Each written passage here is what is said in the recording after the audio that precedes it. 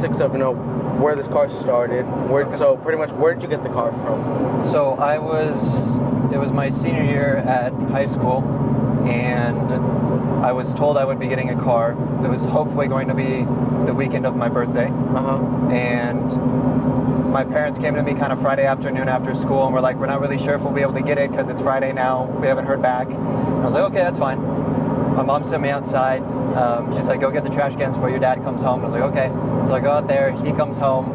By the time I get the trash cans into the backyard and come back to the driveway, he's turned around kind of facing the street. And he's got his like shoulder, he's kind of like this, and he just like nods his head up. And I was like, so I turn around and look, and then my brother came down the street with a car, just floors it down the street. And I was like, oh shit. So that was the surprise. So that was my birthday / graduation kind of congrats car. So last car my parents were gonna give me for paying for it. And then so it was just a stock GT. So 2013 Mustang GT, 6-speed, 0 options, nothing. So I had a completely blank slate to work with nothing to worry about really. It had nothing on it. It had 23 miles, so it was literally brand new. So other than that, it was just up to me. And then did you ever plan on, you know, doing stuff to the car, or was it just you were gonna keep it normal? Yeah, so I had plans to do things to it, just like minor things like wheels and tires or springs and mufflers, stuff like that. And I actually found a list in my notebooks from midway through senior year of stuff that I had gone through on like American muscle car or websites and stuff like that to pick out parts of what I wanted to do. And it was funny, I ended up doing none of it, which was kind of ironic. So everything that I wanted to do, by the time I got the car, within like a year, I think the only thing I did was the iBox springs off of that list. But I had plans, and my brother had a Mustang prior, so I'd always talked to him and been around his Mustang friends, so I kind of had an idea of what I wanted to do. But it's changed so many times. Nothing's the same. And before, you know, the car became what it is now, what did you do to it? So the first thing that I wanted to do, because you got a V8 muscle car, so you have to make it sound good. So I got Borla S-type axle back mufflers. It was that, and then like every first guy's intro mod that hasn't really been into cars was I dipped the wheels and painted the calipers. So that was gonna happen kind of regardless. Those little like don't have a lot of money. Let me go.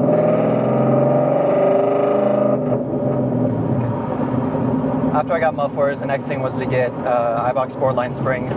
So I lowered it like 2 inches or 2.19, whatever it was. Sportline springs.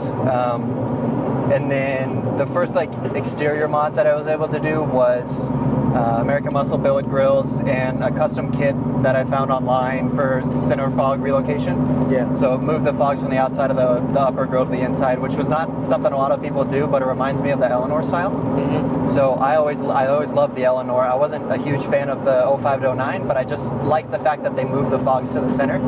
So I was gonna try and do that no matter what. But I found a kit, so got to do that. And then I got a Stillen chin lip with turnbuckles. It's a splitter, but it's not very functional, but it's Stillen's like Gen 2, I think. And those was like the first outside stuff, first kind of phase of what was done.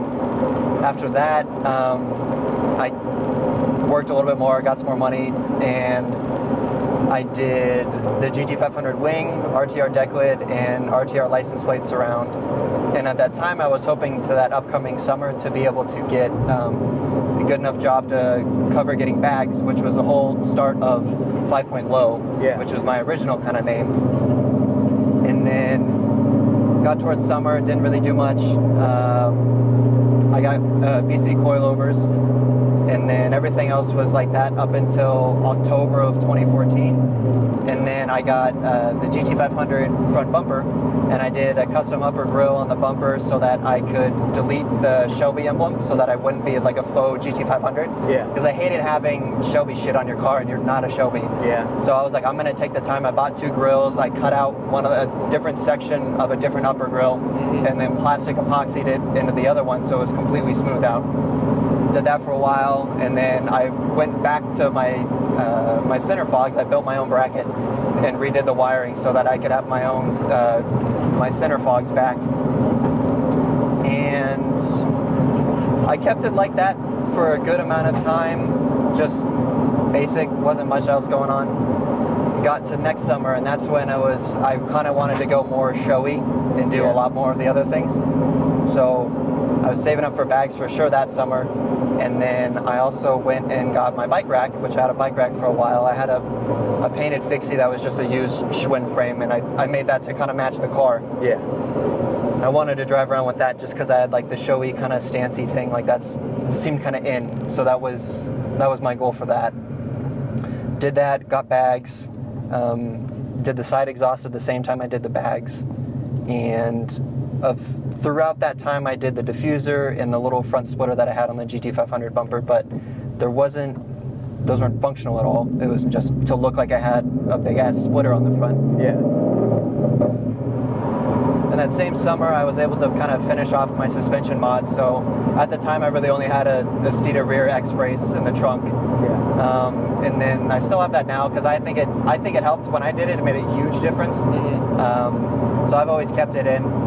And then the rest of that summer was front and rear sway bars, lower control arms, relocation brackets, front strut tower brace. I did my StopTech front brakes, so SD40 calipers with slotted rotors, stainless steel brake lines, Hawk HPS pads, and I had JLT brake duct cooling. So I had that for a little bit, and then that's like most of what was done prior, and then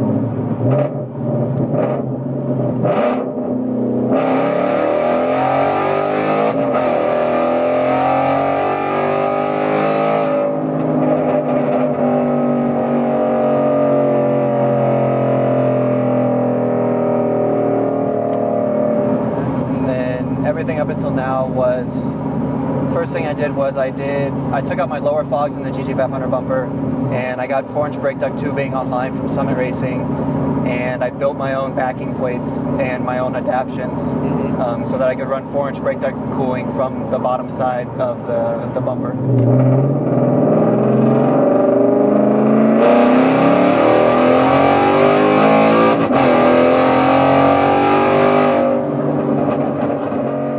So when you decided to make it a more functional car, what was your first step? First thing I kind of did was I was talking with my coworker and stuff last summer, and we were looking at more functional Mustangs and stuff like that. And the one that I had known about before, and had always kind of liked, one because it was red, was Vorschlag's 2012 Mustang build that they did. Okay. Started off kind of for autocross and everything else, and then they had a hell of an R&D budget, so they were able to kind of go more into it. But they went into, they eventually got it to where it was spec'd out for a TT3 once it was done. So they made their own wide body for it, and they had 18 by 12 square and a bunch of other shit. So their car was crazy setup. But I was more of going for, at the time, because I haven't raced it, I haven't done anything like that, I really wanted to get it looking just like they had, and I know that their looks were still functional. So I wanted to kind of make sure it looked just like it, because I knew even their looks were pretty much functional. So first kind of thing was, I know they had a big splitter. I've always been a fan of splitters. I had them on kind of a couple other the phases that I did before, but nothing was functional obviously back then. For sure. So it was kind of time to, they have a huge like 30-page build thread on their forum about it. Okay. So it was really easy for me to imitate and basically copy what they were doing, and just slightly change it for a 1314 with a GT500 bumper, because they did a 10 to 12 with the normal GTCS front end. Okay. So I had to do a few other things, change it, but one of my buddies is a welder for 18 Fab, and they're kind of over in Tempe, Mesa-ish now. And so on the weekends and stuff, at first he helped me build a new bumper. So full tubular 1 3/4 inch 120 wall DOM bumper with 1/4 inch plate. So I cut off the factory bumper, had that welded together, mounted, and that's got the 4 different rods for it, for the turnbuckles up front. And that was going to be the front of it. I was going to do the splitter out of 3/16 inch 6061 aluminum, and then I did a 3/4 inch spacer to drop it a little bit more to get a little bit more surface area to block some air, which is more or less the same as what Vorschlag did. Okay. So I did that. did a little bit of work with him, and then time kind of got constrained, and I went to another shop out in Glendale that I met at Pavilions. His name's Rocco at Level Motorsports, and he helped me kind of finish off the job of the splitter, and then at the time I had which was a white 2013 V6 hood. Yeah.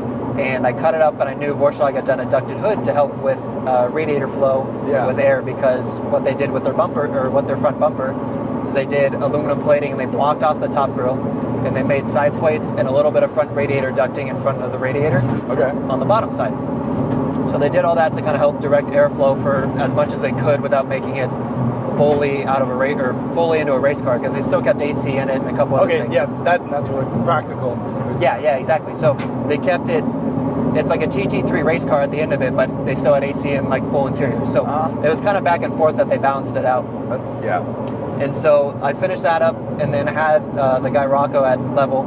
He helped finish up the hood, finish the ducting, and he actually added 2 more support rods to the splitter inside the fender wells, and there's 4 bolts on the backside that are bracketed to the K-member. So the splitter doesn't go anywhere. I've had 540 pounds stand on the front of it and jump.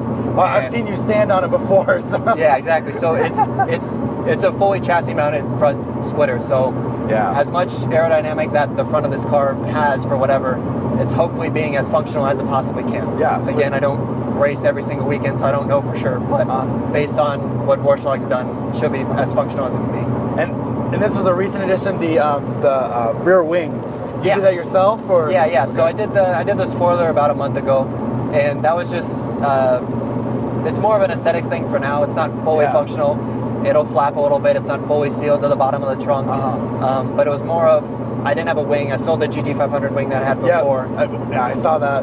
So it was bugging me to not have anything on the back. So I wanted to get something back there that still looked functional, was as kind of functional as I could get it for being a street car and stuff. So I couldn't throw it at like an 80-degree angle and pull like 6 rod in the back. But it's more of an aesthetic piece for now. All right, so what have you done with the suspension? What changes have you made? Yeah, so since kind of like the last showy car phase, I was on bags, and I had most of the Steeda suspension done already. So when I realized I was going to kind of go more functional, it's funny to have like what appeared to be and function as much as it could front end aerodynamically to still be on bags. It's kind of like sacrilegious. Like, there's not a ton of guys that run bags and are very successful at road racing, or as much so as coilovers. So I knew I was going to want to go back. I didn't want to get BCs again, not the basic kit. And there's a local guy that was selling his KW V2 Roush trackback coilovers from an 05 to 09. And I was like, okay, well it was a great deal for me. So I sold the bags, got that, kind of finished up the front end with the rest of the money and stuff. But I went to those, and it's on a 400 pound with like I think a 150 assisting spring up front, and a 225 with maybe a 90 assisting spring, or a 100 assisting spring too. So it's like 500, 300-ish, 350-ish. So it's a little rougher than like what it really needs to be on the street, but it works really well for me. So when you decided to mod the engine, what did you do first? So when I wanted to finish and do more of the functional stuff up front, like the hood and the splitter and the other things, so the way that Vorschlag did it is that it's got a center intake, which is kind of like Corvette style, where it'll come over the upper radiator mount. Now when I have to do that though, I'm changing the intake size and where the MAF location is and stuff like that. So to do that, I was going to need to tune. And to do a tune, I hadn't done any other kind of power mods yet, and I wanted to do cat deletes. So I was waiting to kind of do all of that in a dyno tune all at the same time. So within like 2 days, I picked up the car with the intake and the hood and the splitter, everything in the front finished. Went to a shop, got the cat deletes put in, and then the next day drove to a dyno shop at Bill at Arizona Elite Motorsports, and I had him dyno tune it more for like a kind of a track tune, so better power down low for coming out of corners and stuff like that. Okay. So what do you have planned for the future to make the car fully functional? So there's a few other things that I got to get finished up. I'm a mechanical engineering student at ASU, so I'll kind of fiddle around with SolidWorks a little bit. So right now I posted on Instagram recently too, but I finished kind of designing and dimensioning out the whole bottom side of my car, so that I can hopefully get a full flat bottom bolted to the bottom of the car, and a built-in diffuser with that, so I can finish off on the back of the splitter all the way back, and then I'll have a fully functional underside. Okay. As much as I can get it for a street car. All right, if you guys want to follow the rest of his build, his Instagram's right here. Post some great pictures. It's a great car.